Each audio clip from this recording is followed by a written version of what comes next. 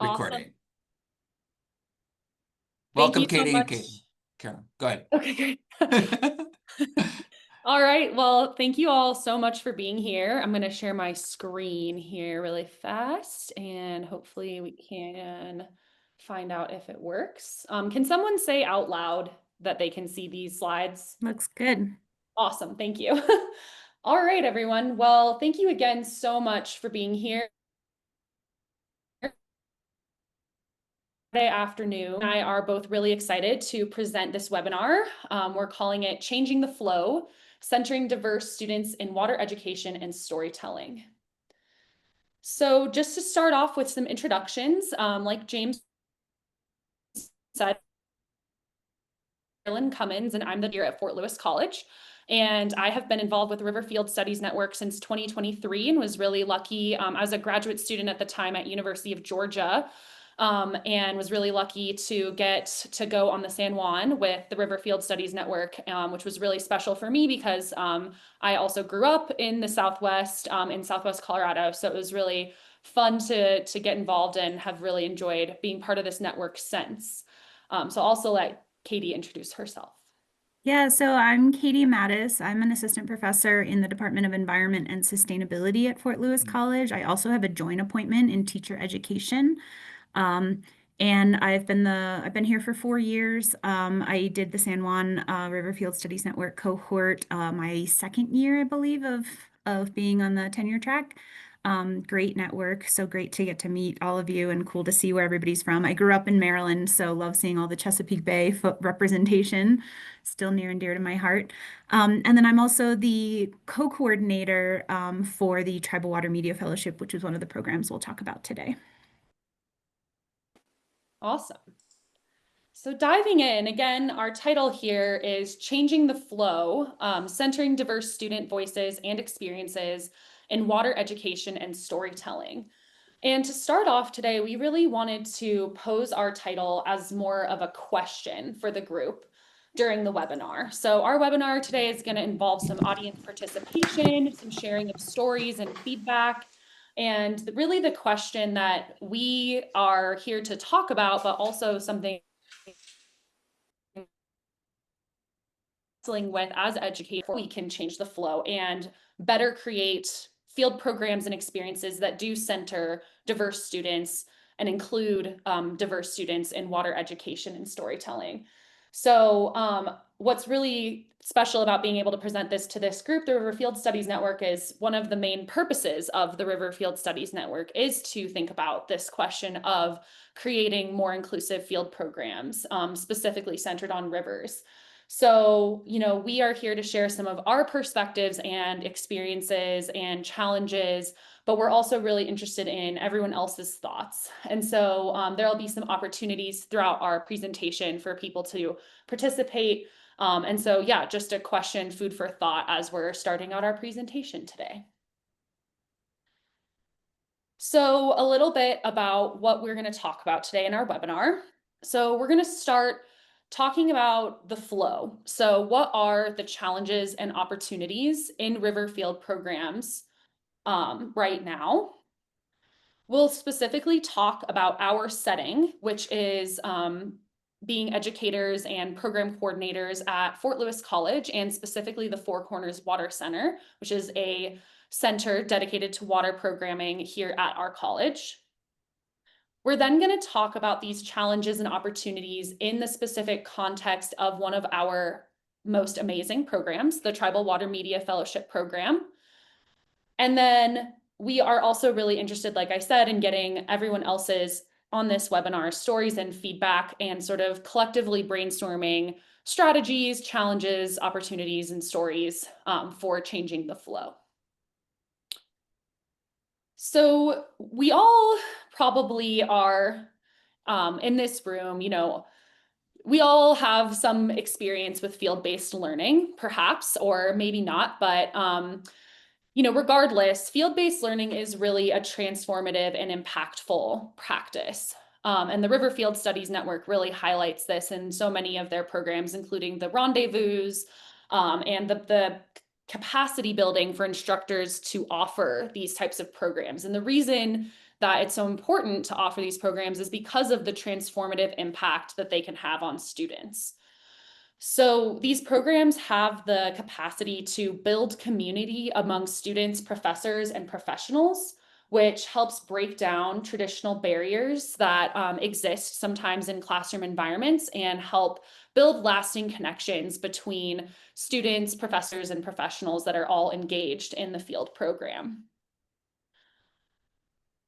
It also helps build student confidence to be in these really highly novel, place-based environments. And for a lot of students who haven't experienced field programs before, or haven't camped before, or haven't done a lot of hiking before, or things like that, it can really help students get out of their comfort zone and be excited to kind of challenge themselves in that way.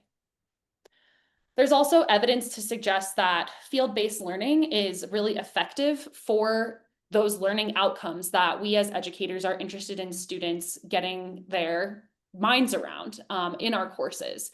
So these courses are very hands-on, tend to be very experiential in nature, and also very place-based, which for so many of the topics that we talk about related to rivers is so important. Getting to be on the river and experience the topic that you're learning about is so effective and helps students really understand concepts in a new way. And then last but not least, field programs have the ability to be really fun. And it's for all of these reasons that, as educators, we want to offer these programs in the first place. And then also why students often cite field-based learning as one of the most transformative experiences of their educational careers. So these programs can serve as a pivot point for students, helping them learn more about what they might be interested in pursuing post-college or post-educational pursuits. And yeah, just be really fun and exciting connecting experience for students. So tons of opportunities to offer really exciting and engaging programming. At the same time, field experiences also come with lots of barriers, and many of these barriers are particularly impactful for students that come from minoritized communities and identities. So this figure from Carolyn et al. 2023 summarizes a mixed methods survey, which was a survey about fieldwork for specifically field-based environmental research, but I think really gets at a lot of the barriers that come with field-based environmental learning as well as environmental research. So some of these that I'd like to highlight are a lack of accessibility. So students with disabilities and also students who may not be able to afford things like course fees or gear for field programs may not be as able to access these experiences as their peers without those barriers. Field programs also come with their specific culture, and in addition to just the field program culture being daunting in and of itself, regardless, sometimes these environments can also be exclusive, unsafe, or inappropriate. And this can really present barriers, particularly for students who experience that, perhaps have a bad experience with a field program and then aren't excited to come back and try that again, or might be pushed out of that experience in the future.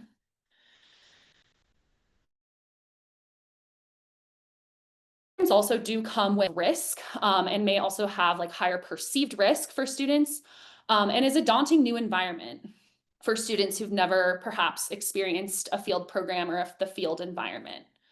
And then last but not least, there is a lack of social and emotional field safety, particularly for students from minority communities. We know this from a social and identity-based field perspective than their white or dominant culture peers. And so this can present a barrier for students who may not feel safe being in the field and may not feel safe in the field program environment. So these are some barriers, but again, this graphic from Carolyn et al. Really gets at a lot of the other barriers that come with field work and field learning. And so thinking about how we address these barriers is essential for creating more inclusive, safer, more accessible field programs. And this is a webinar about river field studies. And so to highlight river-based experiences, these experiences may increase both the benefits and the barriers to field programs. So thinking about a field-based learning experience on a river versus, say, a hiking and driving program, some of the benefits that may be turned up in that environment include the slower pace that you're moving through the environment, and also no technology. So there's perhaps a greater connection to place and people that you can experience with that slower pace, and perhaps a little bit more of a lack of technology than you would have driving across the country, where you get service sometimes. There are different, in some but not all cases, lower physical barriers. So if a student maybe doesn't feel comfortable going on a program where they're going to be hiking every day, it may be more appealing for the student to be in a raft. Although swimming and other types of water-based physical barriers are still definitely in place on the river. The river-based environment is also highly novel.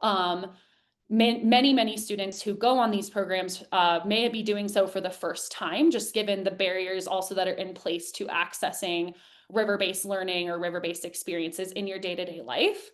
And because of that novelty, and just in general, rivers are really fun. It's a lot of fun to float down a river with your friends and colleagues and learn about beautiful places, beautiful and sacred places in many cases. However, there are also barriers that can be a little bit more elevated in the river environment.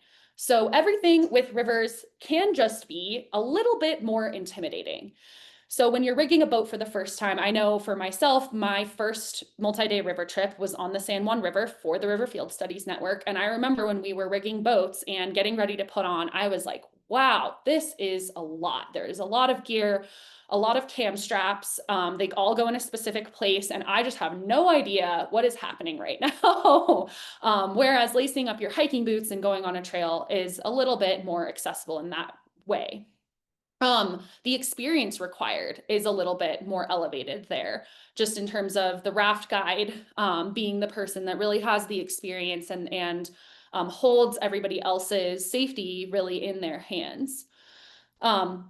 Going to that, the safety aspect, we all have experienced, perhaps all of us that have been on multi-day river trips have experienced the safety talk that happens. And it can be intimidating to know that, water is very intimidating, and it can be very powerful. And so the safety aspect of that is different than it would be on a hiking trip.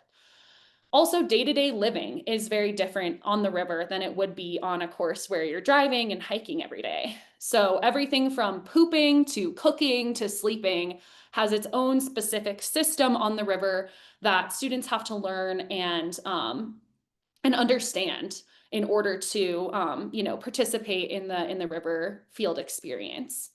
And then also getting to the river culture of it all. So many people, whoa, something just fell on my desk. Sorry about that, everybody.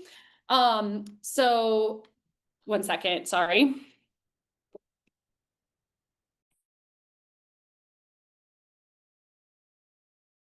Okay, I'm back. Sorry about that. The joys of Zoom. So the day-to-day living aspect, but also the dynamics in river culture that may be stronger in terms of in and out group dynamics in river culture. So people that have been on the river for a long time have their specific experiences and stories. But if you haven't ever experienced that before, it may feel very exclusive to somebody who isn't in that river culture group. So thinking about these issues in our specific context of Fort Lewis College is really why we're sort of here today to talk to you all.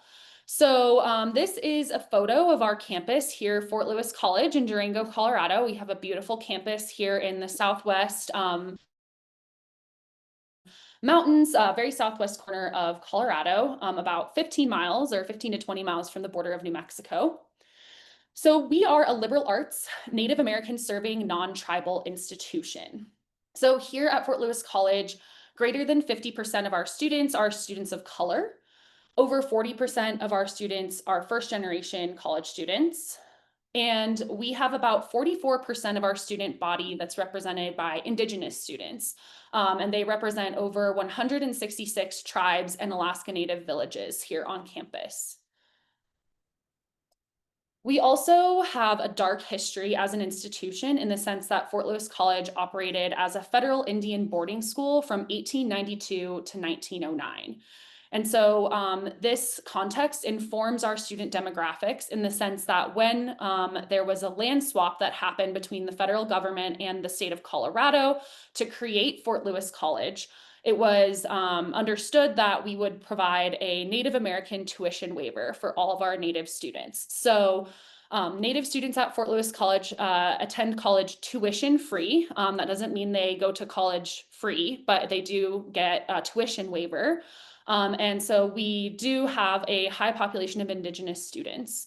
This also informs all of the work we do here at Fort Lewis College.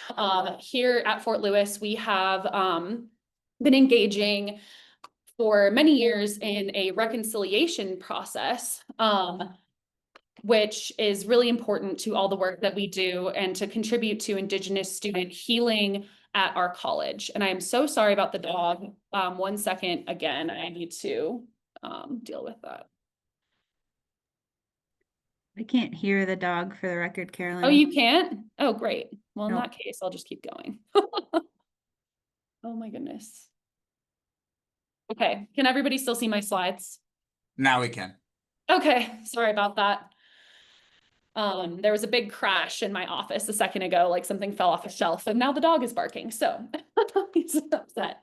But yeah, so the boarding school and the history of our college really informs both our student demographics and also the work that we do.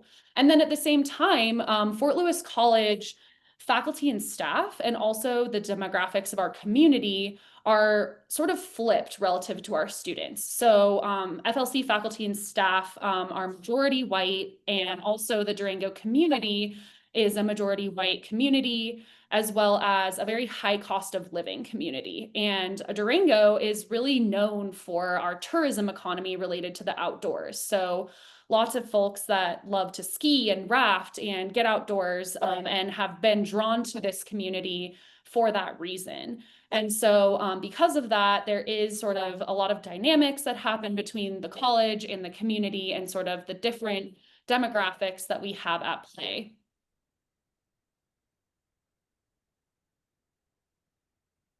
So as I mentioned, I'm the director of the Four Corners Water Center. So we created the Four Corners Water Center here at Fort Lewis College in 2019. And we are an interdisciplinary center that's dedicated to collaboration, engagement, and finding solutions to water challenges. So as you can see here on this map, this is a map of where Durango and the Four Corners Water Center is relative to the Four Corners region. We're situated here in the Animas River watershed, which eventually flows into the San Juan River, and then are also closely associated with the Dolores River watershed. And also are in the Colorado River Basin, which is a major player right now on the national water policy conversations happening around water equity and policy related to sharing water in a very arid landscape. And so because of where we're situated, our student demographics and our context within this community, we have many, many students at Fort Lewis College who are very interested in water. And we also have a lot of faculty and staff here that are interested in water as well and work on water for their research or other programs. So the Four Corners Water Center serves as a hub for this water-focused work in the community, and specifically around 3 areas of research, education, and community engagement. So not only do we serve students through our courses and our other programs, but also through community engagement work in the Four Corners region and research that students can get involved with. And I want to emphasize that because we're situated here at Fort Lewis College, our programming is very student-centered, and sort of the idea is that we want to advance the next generation of diverse water leaders. So questions we're thinking about, due to our institutional context and our in our programs here, how do we address barriers for diverse students and for us, particularly Indigenous students, in field-based learning? What voices are not represented in conversations about water issues, and how can we empower and uplift these voices? And what does inclusive, safe, empowering, and transformative field-based learning look like for us? So these are questions that we're wrestling with, and I know that many in this group are probably wrestling with similar questions. And so I was curious to get some feedback from you all. So there is a menti.com here, a Mentimeter poll, if those of you who haven't used Mentimeter before. So you're going to go to menti.com and enter the code 48988054. And the question that I want you all to think about is, as students, educators, or in your personal life, what are some barriers you've encountered in leading or participating in river-based field experiences? And specifically thinking about how your background, your institutional context, and your students, teachers, and colleagues may inform these experiences. So we're just going to take a couple minutes and have you all think about that, and then also transition our slides.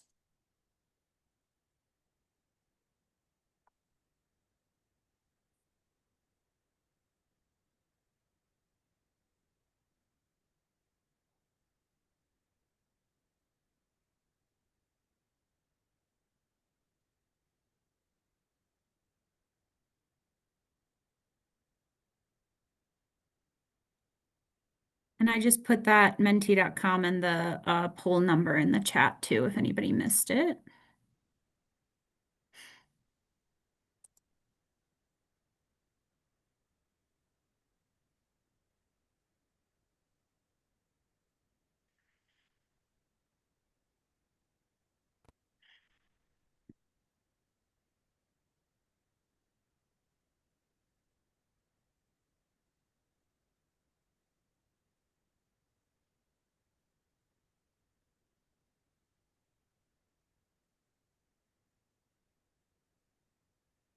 Are my slides showing okay now? Yes. Perfect. All right. Well, please go ahead and keep putting any of those things into that Menti poll. Again, we're really interested in these conversations and topics. We're having these conversations with in a lot of different places right now. So your feedback and getting us thinking about more things is really welcome. And in the meantime, I will keep going with sort of a parallel challenge that we're working at that Carolyn already alluded to, which is some of these like voices and representation, and particularly thinking about water stories and storytelling. So many of us probably have our own experience of how we first became connected to water.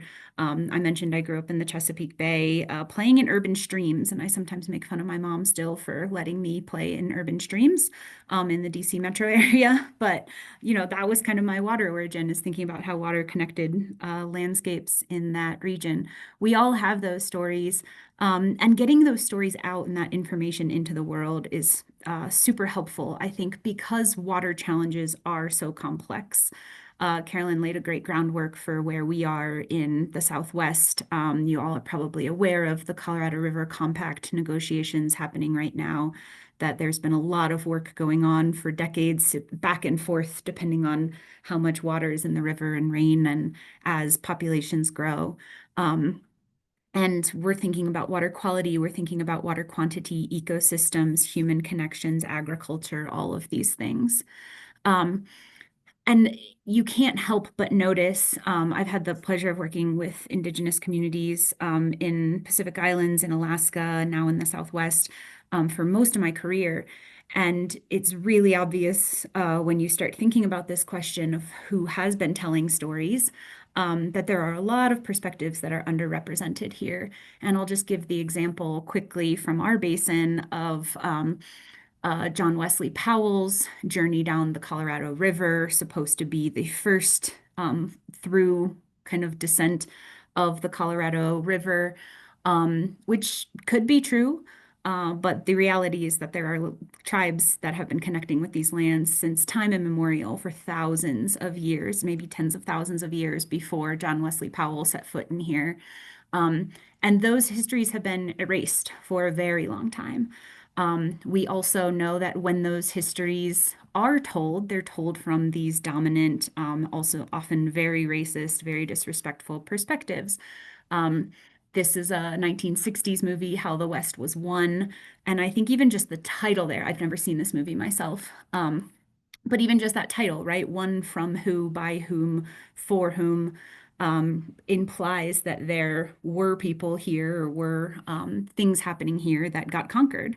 And we know that that has been very true. And so, in our context in specific, Indigenous stories have not historically been told for hundreds of years. And when they have been told, they have not typically been told by Indigenous voices because those voices were so thoroughly silenced by the process of colonization. Um, and now that tide is changing a lot and very quickly, which is incredible to see. This is an image shared by a colleague who works for the Native American Journalists Association, or NAJA, a great organization if you're interested in storytelling, and particularly for Indigenous communities, Indigenous storytellers, Indigenous stories. But I just love this framing of it. So, Naja and High Country News, which is one of the big news magazines in our area, published this bingo card of people, topics that come up often when Indigenous stories are being told. And again, this is often by non-Indigenous people, but including by Indigenous people. Sometimes we have these sort of tropes that appear all of the time. Some of them are outright negative, some of them are maybe arguably somewhat positive. But regardless, they're things that are maybe overdone in storytelling or that we need to be skeptical about when they're included in stories.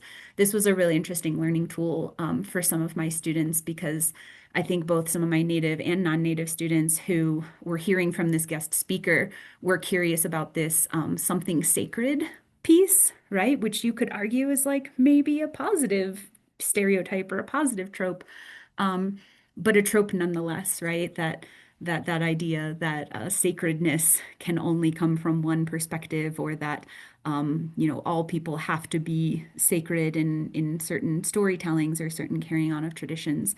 I think that we need to consider individuals, diversity in storytelling there. In the river context, recreation is such a powerful voice that gets focused on a lot. And when I hear about recreational river stories, I think a lot of the messages I hear are about how fun river recreation can be, or separating humans from nature, or separating us from our daily lives. And that's what rivers can represent, or relaxation. As Carolyn mentioned, Durango is a really huge rec-focused community, particularly in rafting and skiing realms. And we get this voice a lot, or this message a lot, that, people want to get out and escape life and get into nature. And I think that's a really curious, again, trend in conservation, that we're always trying to separate humans from nature, separate human development from what else is wild or natural. And I think there's a lot of research now that that's impossible and futile in the conservation world. Another one of the places where this comes up for me, this picture on the bottom left, is one that is in the process. There's a big group out here who wants to protect the Dolores River canyons. And this is just a screenshot from their website. I have a lot of friends and colleagues who are working on this initiative, and everywhere you go in Durango, there are people asking you to sign petitions. And it's always a little bit awkward for me, this message, because they want you to protect the Dolores. And I'm an environmentalist, and my first question is like, from what, for whom, for how? There's just a lot more that I want to know about this message. And I think in general, having a diversity of perspectives in storytelling can help us understand and share and explain a lot of the nuances for these things. And so that's where sort of our program highlight comes in. So I want to talk a little bit about this program that I've run for the last several years called the Tribal Water Media Fellowship. This is a program that was designed to address the challenges that Carolyn framed so well of diversifying stories being told and the voices telling them specifically about water topics. Our program takes place in two major parts. We've run it for the last 3 years, since 2023, although it was envisioned long before that by some wonderful colleagues of mine. And then I was lucky enough to step in and start administering the program and launching our first cohort. So our program starts off in with student applications. This is a fellowship program for college students, and they join in for a 2-week summer intensive course where we train them up on all things media issues and all things about water in a specific region, watershed. We have field trips, speakers, mentors, guest lectures. We go on a several-day rafting trip, and students get the opportunity to learn all about water issues and about how to use media to tell stories. At the end of the program, they pitch an independent project, media project that they want to create, and a story that they want to tell. And then we connect them with resources to tell that story over 6 months. We debut those stories in the fall, and then share them with broader media outlets. So just to highlight a couple of key pieces for this program, I mentioned we have a 15-day field course. This is 12 to 15 hours a day, 7 days a week. It's a very intense, very exhausting course. We're able to provide on-campus housing, meals, and transportation for students. Included in that time, we do an overnight river trip, which has been 3 to 5 days. We've been on the San Juan, the Colorado, and the Chama River in different years so far. We also do several field trips to tribal nations and watersheds across our region, mostly Navajo Nation. We've worked with some of the different Pueblo tribes of New Mexico, the Southern Ute Indian tribe, and the Ute Mountain Ute tribes, which are all connected really closely with the lands that we inhabit right now. We provide media equipment and materials for students. We connect them with mentors in a media field for their 6-month independent projects. They can also get funding support for those projects, and they can earn 4 upper division credits towards graduation from Fort Lewis College. 3 of those are for the summer field course, and then 1 credit class they can take in the fall while they're finishing up their projects. So that's 2 hours every Monday night right now, where we have our students trapped in a media editing room and are hounding them to make progress on their projects. It's very fun. It's a lot of camaraderie and a lot of panic, to be honest, from our students at this point in the semester. We are also able to give students stipends for each half of the program, so that we kind of consider this to be sort of a cost of living stipend, so that they can pay rent and childcare and cover foregone wages while they're with me for 15 days in the summer, and then spending those several hours working on their projects. We're also able to compensate our guest lecturers for the summer program and our mentors for the school year. And we're able to hire 2 part-time coordinators, myself and my colleague Colton Ashley, at KSU Cheese Tribal Media Center, our radio partner.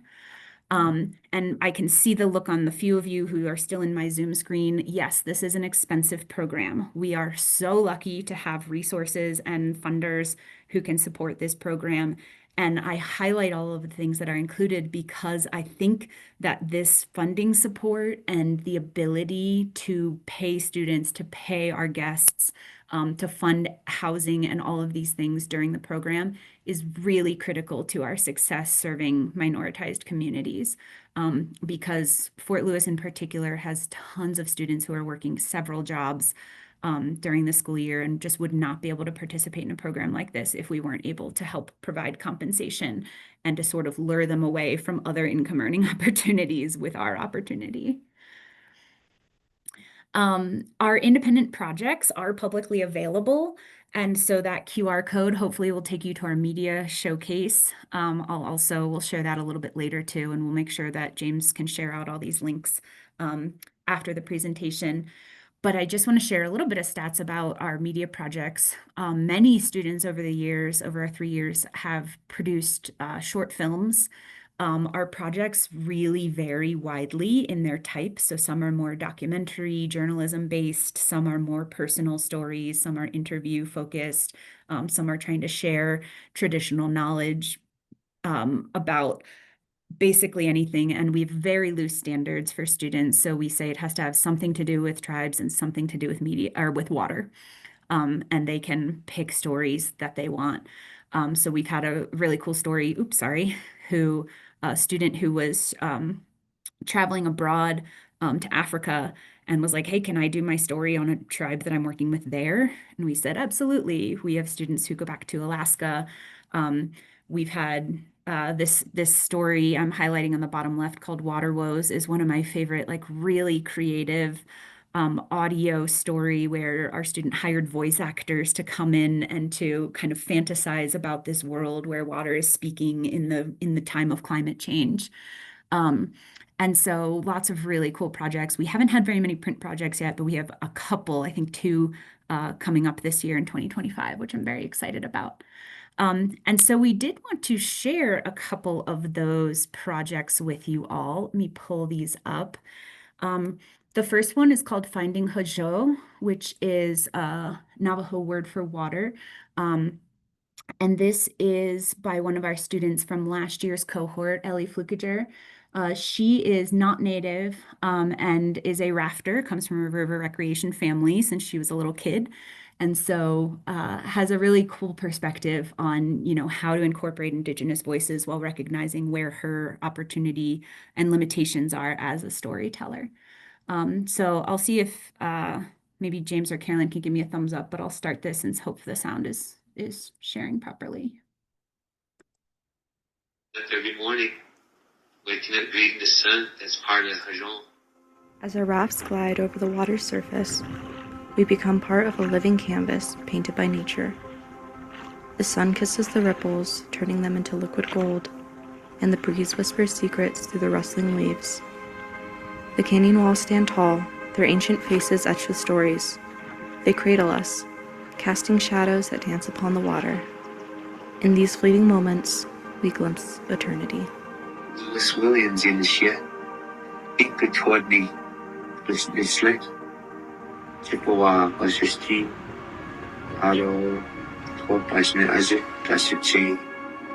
Aro, Nahan, Kasinale. Native Tiende, Nasha.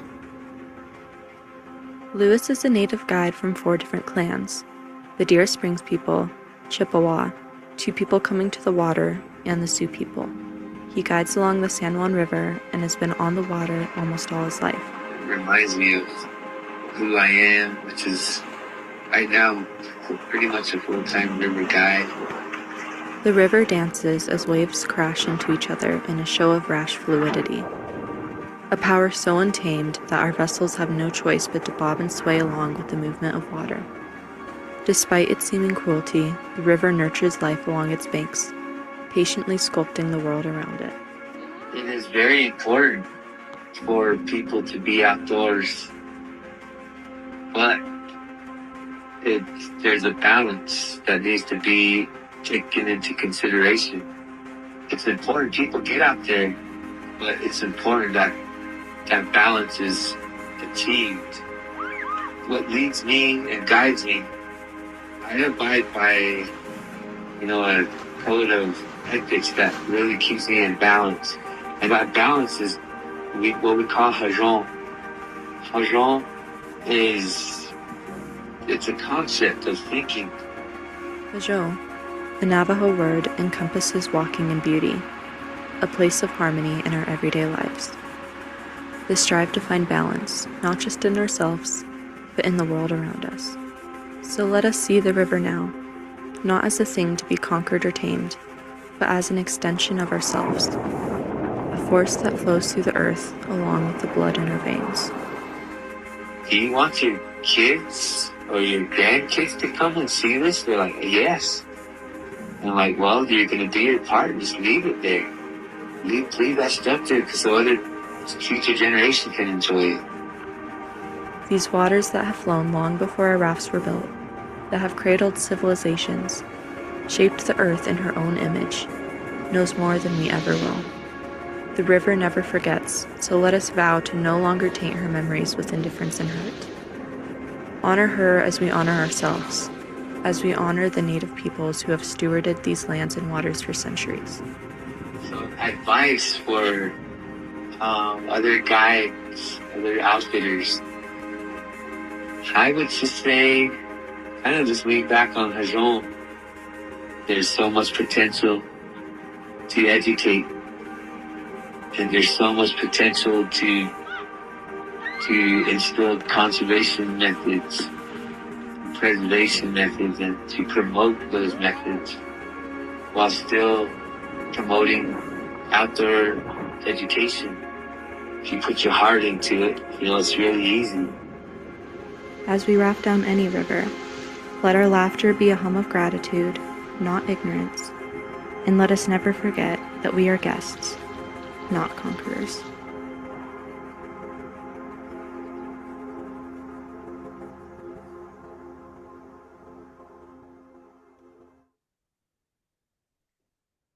Thank you. And again, these are publicly available films. And so we have been encouraging partners who work in recreational water opportunities to share this, maybe for guides to share it with their guests before they go on commercial trips or things like that. And I just want to say thank you, Ronalda, for correcting me. I misspoke. Hojo, as came up with Lewis and Ellie's voices both in the film. Hojo is a word for peace, harmony, not water, as I previously mentioned. I'm sorry, and thanks for the correction on that. I wanted to show one more piece here by another one of our fellows from our very first cohort. This is called They Call Me Water. This is by a student named Brooke Laughter. She is Indigenous, and she spent hours and hours. This was in the very first year of our program before we had all of the kinks worked out, and she was the only one in the editing room for weeks and weeks and weeks, just trying to make her project perfect. She spent some of the funding that we had for independent projects on renting a kayak and renting a shuttle and going on some solo trips to get this footage. And you'll also see our very own James Vanish cited in here for some of his images that were shared for her film as well.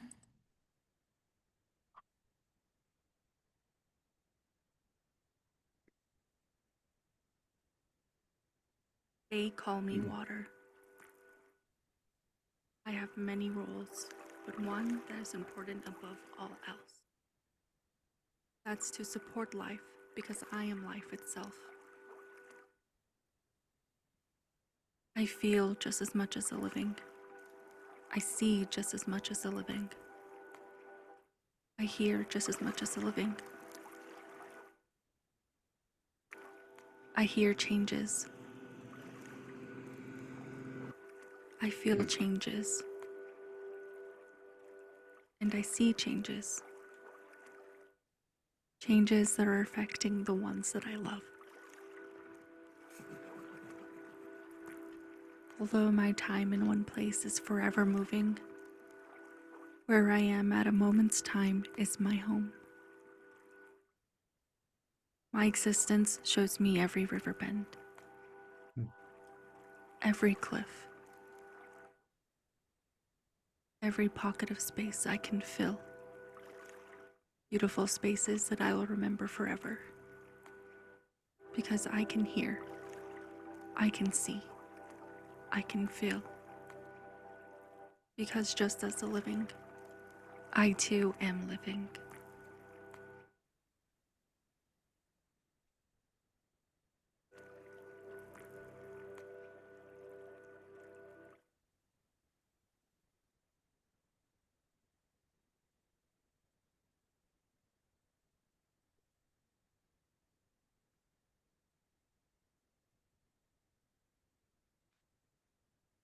I've been taught by my film colleagues never to skip through credits, so thanks for your patience with that one.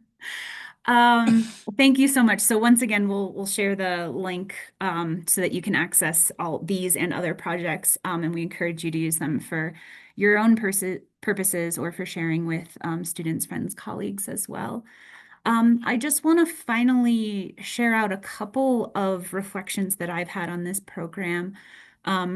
We have had an incredible opportunity to encourage language and cultural sharing between our students.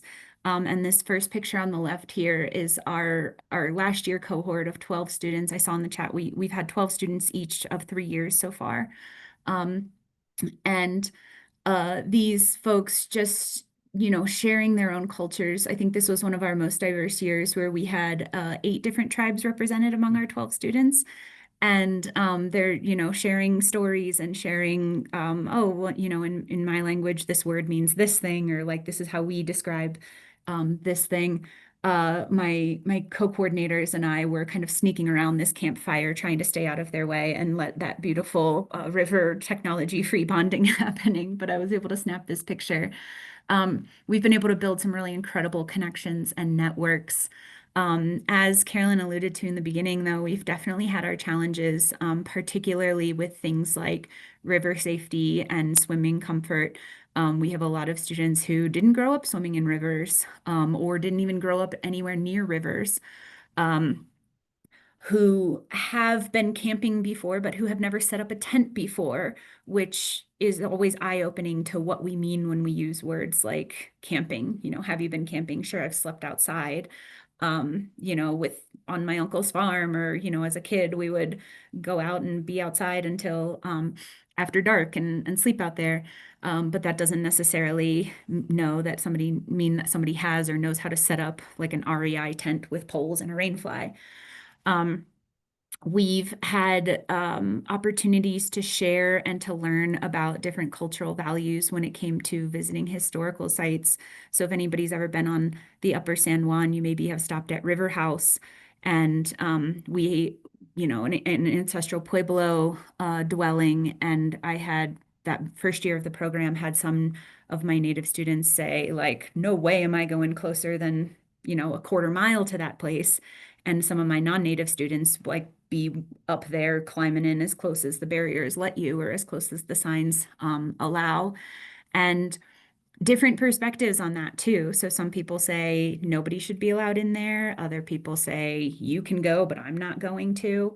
There's a lot of different perspectives on that. And so trying to navigate and understand those different perspectives has been both a challenge and a really cool opportunity for us to discuss these things with students, get different people's feedbacks, and talk about what it means to have diversity across our cultures and across our learning experiences.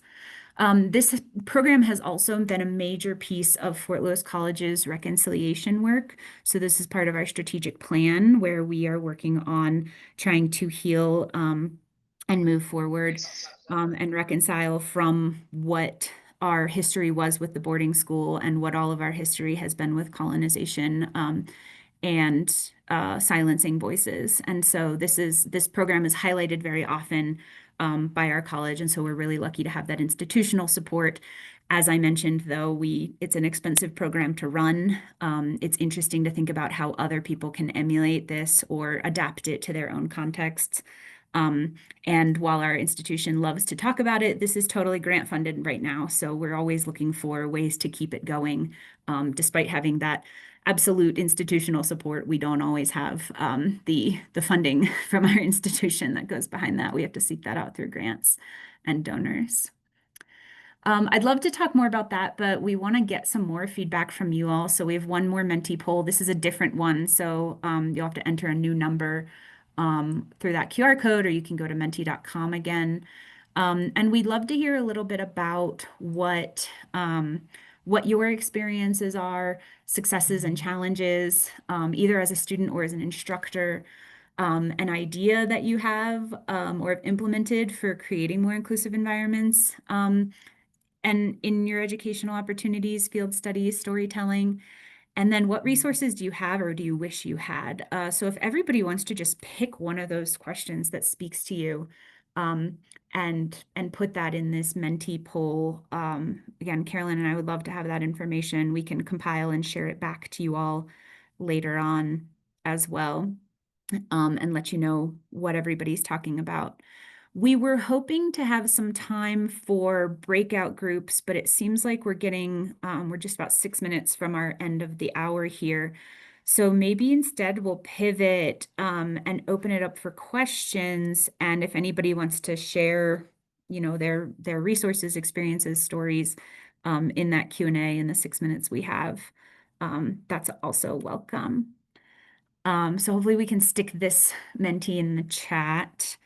And then I'll put our last slide up here, our contact information, if anybody wants to reach out to us, some ways to stay connected to both our Four Corners Water Center through our website, our newsletter, if you know any or have any support. And then that QR code on the right, again, is our Tribal Water Media Fellowship showcase where all the projects are posted and freely available. So thank you all. And yeah, let's open it up for questions, comments, your experiences. Any questions?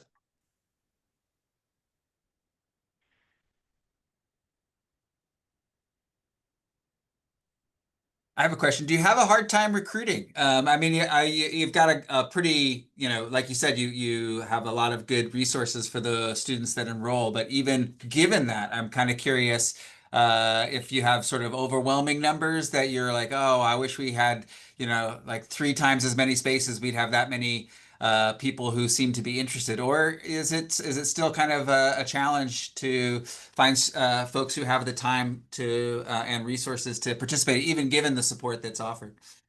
Yeah, great question. We have so far had usually 20 to 25 applications for 15 spots, and our cohort has always been 12. So we usually offer spaces to about 15 to 18 students, and we have a few who at the end of the day aren't able to enroll. We do ask a lot with those 15-day commitments. So we'll often have students who say, I have to miss the last 5 days to go home for my sister's graduation. And we say, great, support your sister. Please apply again next year because it's just too much of the program to miss. So with 15 spots and 12 students, we have had the most engaged students. I've never had a student miss a session, be sick, or any of these. And again, it's a really intense 15-day period, even for me. And our students are so incredibly engaged. So I think we're really happy with that. And we're never going to, admit more people just to hit the numbers. We're still being critical with those applications. But that said, we are really curious. We're a small institution. We're curious if we'll someday hit that saturation point. And I saw Carolyn shared in the chat in response to some questions that we are interested in opening it up to other universities and schools. We're just figuring out logistics wise, how to offer course credit and how to get those stipends to students that aren't part of our institution. But we're hoping to get that figured out this year and hoping to continue to open it up. And then we're curious about some of that cohort building. Speaking of, best practices for field programs, building that connection between students, especially during the project phase, has been really helpful. So making sure that if we have students who are coming from outside our institution, that we can still stay connected with them later on. I see a question about having early cohort participants be mentors or teaching assistants. We've talked about that a lot. Oftentimes our students are moving on to other opportunities.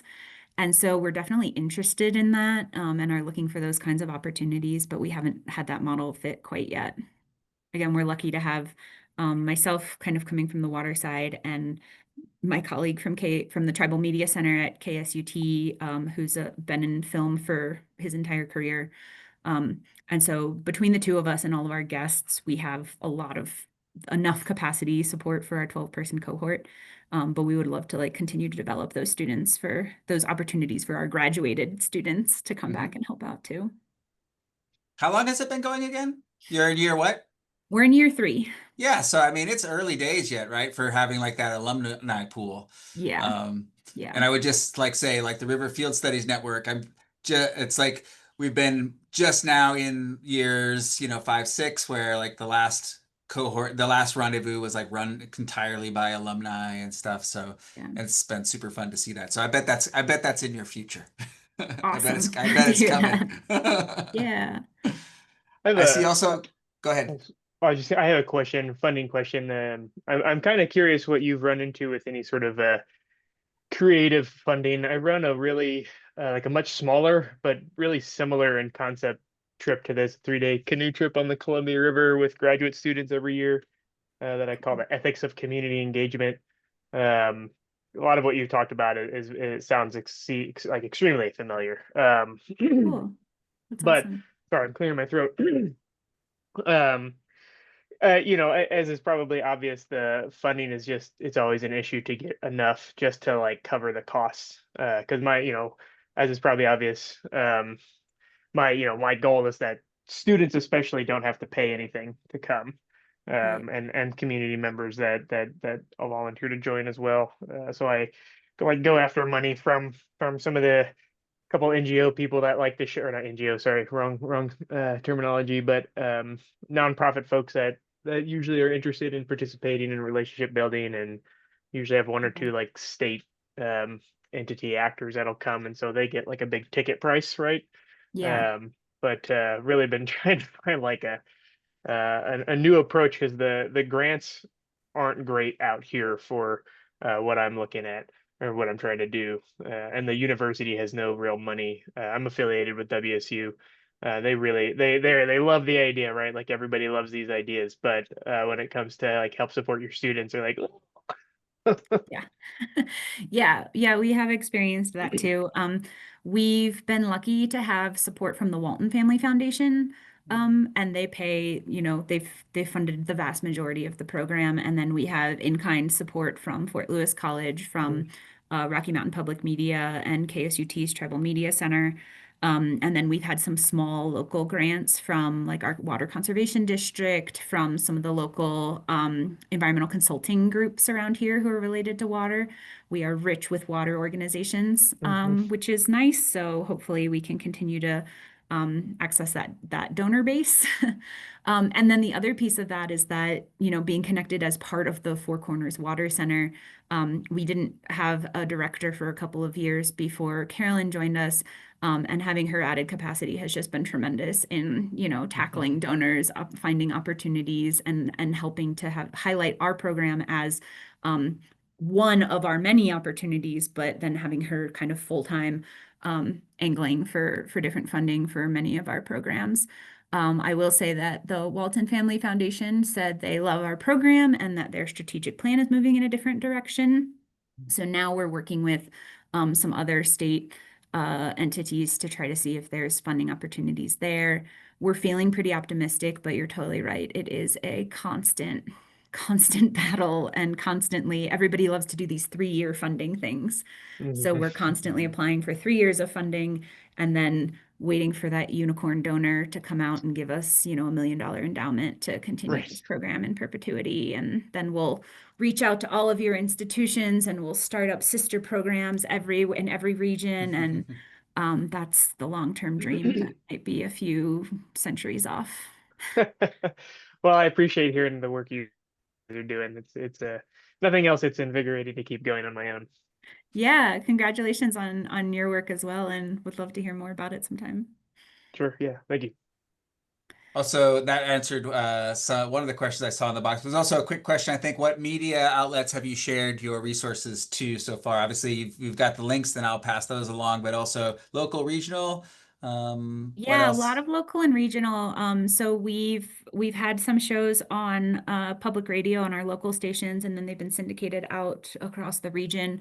We've had students with films at several different local and regional film festivals. We've been sharing them at different conferences across the state and across the Continental Divide onto the eastern side of our state. So we're happy with that. And then honestly, so far, this is probably a result of my bias coming from the environmental side. We get a lot of students having coming from the environmental side, so they're new to media. We've had only a few students who are media students learning about the water side, and they've been able to do like really cool journalistic pieces. So we're hoping to grow that piece of the program and then have some folks who want to continue this into their career and who want to push out to broader things as well. And not a lot of our environmental students want to do, you know, the film festival tour for 6 months of the year, strangely. And we do have a list of that too on that Tribal Water Media Fellowship Project showcase link. There's a list of all of the places that our stories have gone out Okay. to at the bottom there. Great. Well, we're at the top of the hour, and so I think I will, unless there's any last questions that someone's just dying to ask,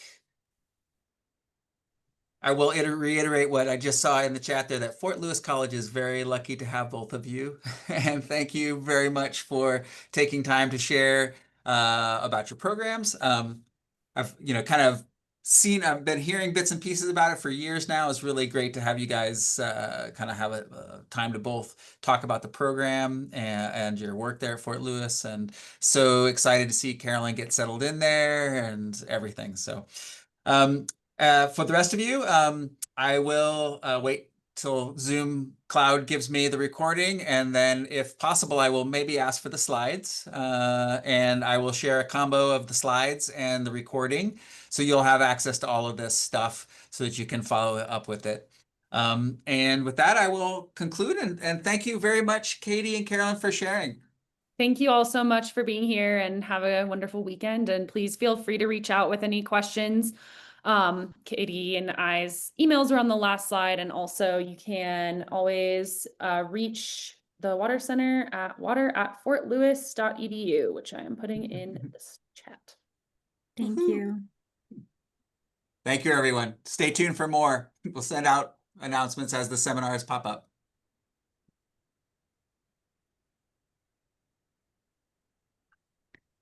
Thanks, Jose. We'd love to see some of your students apply. Do you guys know each other?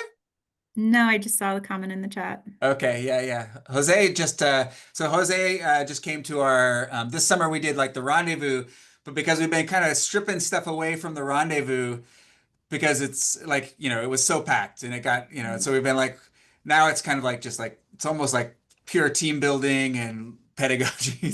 But we did the like, as you like even recall from the San Juan, there are like some people who like wanted the full on like swift water stuff, and then there were other people who were like, yeah, I don't really need that. And so now we've kind of split the like, obviously we introduced the safety stuff still in everything, but if you want to get the certification, and now we've also added Swiftwater. Now, in addition to the Swiftwater safety certification, we've added a wilderness first aid certification. And then we also had Field Futures come and give a preventing harassment in the field workshop. And then we also had Anita Marshall come and give a seminar on building more accessible field courses for people with diverse physical abilities. And so we kind of bundled that together as like a separate thing that we did late July. So Jose drove all the way from Oklahoma to participate in that. So he just came. I wanted to do it so bad, and I couldn't make it work, and it sounds awesome. Was it Very awesome? cool. But then, so he was just here in July, and then he posted in the group chat maybe yesterday, or was it just a couple days ago, about you and your students on the Blue River, I think it was. Blue River. Yeah, video, some media. He sent me some media. So, Very cool. So Nice. anyway, good to see you, Jose. Yeah, we're starting over here with Leah, and our idea is taking more students to the rivers over here. My goal is going to the Buffalo River in Arkansas and do the day trip over there. But here also we are in a small college, and we serve mostly Native Americans too. Not at your level. We have around 20%. Okay. Ada, Oklahoma is part of the government of the nation of Chickasaw, and we have a lot of connection with them. And we have many students from Choctaw Nation and Chickasaw Nation. Very Awesome. cool. Yeah, we have a surprising number. Actually, we have 3 Oklahoma students in our cohort right now who are at Fort Lewis. Yeah, so it's fun seeing where people come from. Yeah, I was going to toss this out there. I mean, I'm going to apply for it too, but if I don't get it, I'd rather you get it. Have you seen, there's like this new National Geographic RFP. I don't know if it's that new. It's the first time I've seen it. It's called The Future of Learning. And it's not giant bucks. I mean, you know, it's like, I think depending on who you partner with, there's a level 1 and there's a level 2. The level 2 can be up to 100,000. But they prefer more around the 70,000, 65,000, but I think that'll probably keep you guys going for a couple of years, right? Yeah. And one of the, I mean, you can look at the RFP in length, but it's, I think there's where I would, because I was just reading it like right before this, and I think one of the ideas is, I mean, there's that adventure component. The storytelling is a big component, and you guys have got the storytelling like, you know, dialed. And so, so the adventure is a component there. The connecting to the environment is there. The storytelling is there. The I think the thing that you would need to convince is like maybe pitch it in the like a scalable thing. So like they'll fund things that you're piloting something, Yeah. or you're going to scale it. But you know, even scaling could just be connecting with, another group somewhere, or, I mean, scaling can mean a lot of different things. Maybe you're adding more dimensions to the media side of it, or maybe you're adding more dimensions to the water side of it. I mean, so Yeah. scaling, I mean, I think that's an easy word to work with, but, I had just been looking at it, but you guys seem like, you would be really strong applicants for that kind of thing. Thanks. Yeah, maybe that could be our next, for the professional program, Katie. Yeah. We are trying to scale in a couple of different directions right now. So Yeah. that's really cool. Thanks. Well, we'll try not to scoop you. I hope your proposal is successful too, but that's awesome. Thanks for sharing. Of course. They should fund us both. Exactly. Well, I have to jump off, but thank you very much again. It's great to see both of you. Thank you, James. Thanks for making it happen. And really happy we were able to do it. Appreciate it. Yeah, thanks all. Great to see you. Take care. Bye-bye.